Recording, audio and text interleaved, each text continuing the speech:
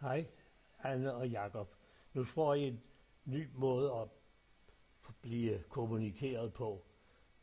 Min stemme er godt nok lidt dårlig, men det er den jo altid efterhånden. Jeg har tidligere prøvet at sende jer en lydmail, og det er gået galt, fordi I bruger jo, hvad hedder det der, Apple, og jeg bruger Windows. Men dengang tror jeg altså, det skal gå, for nu kører jeg det igennem det her. Find. Hvad hedder det? Det hedder Find.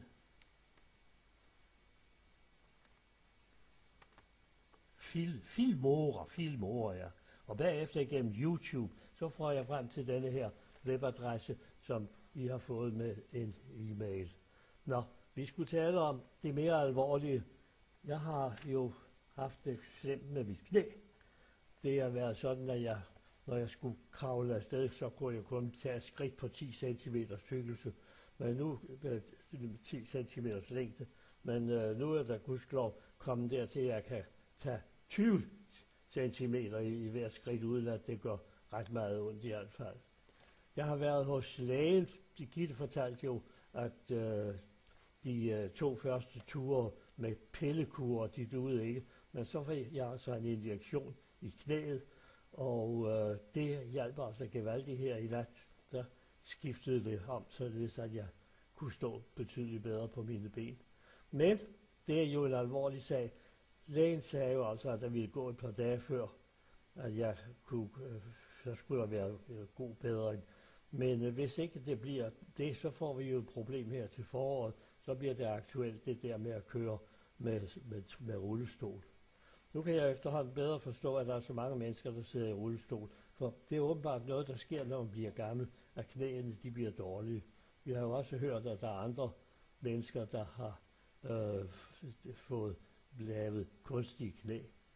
Lægen sagde til mig, at det var ikke kunstige knæ lige til at begynde med, for hvis ikke det her det kunne holde, han mente nok, det skulle kunne holde 2-3 måneder, men hvis ikke det kunne holde, så skulle jeg have blæst noget smørelse, en lubrikante, som man kaldte det.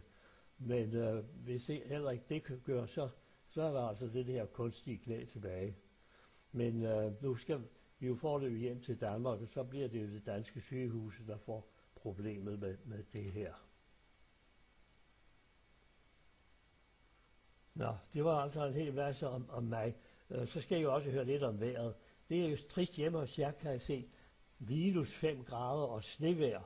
Her sad vi ude i solen her for et øjeblik siden, og de har læst 21 grader inde i skyggen, og fuld sol, og det blæste næsten ikke. Så vi skulle jo gerne kunne blive ved at komme herned nogle år endnu, trods knæ og alt det der halløj. Ja, nu må jeg så håbe, at I får noget bedre vejr, og jeres helbred kan blive noget bedre. For det er jo slemt, når man ikke kan nogen af en.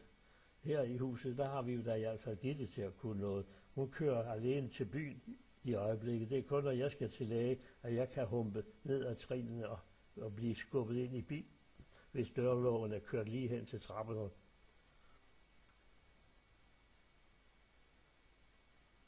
Nå, men så er tidspunktet kommet, hvor jeg må sige venlig hilsen og kys og klapper og alt det der. Og så er jeg spændt på, om I har kunnet høre min rustne stemme. Og det er hele taget er gået igennem og lave på den måde. Jeg har jo svært med at skrive efterhånden, fordi hvis jeg skriver en linje for at sende jer en e-mail, så er halvdelen af bogstaverne jo ramt ved siden af. Så skal jeg bagefter læse igennem og rette det. Det tager lige så lang tid som at skrive det en gang til. Så det kan da godt være, at hvis det her det går igennem, at det så kan være den måde, jeg for fremtiden skal sende jer mine hilsner om vejret og alt det øvrige. Ja, kærlig hilsen, have det godt.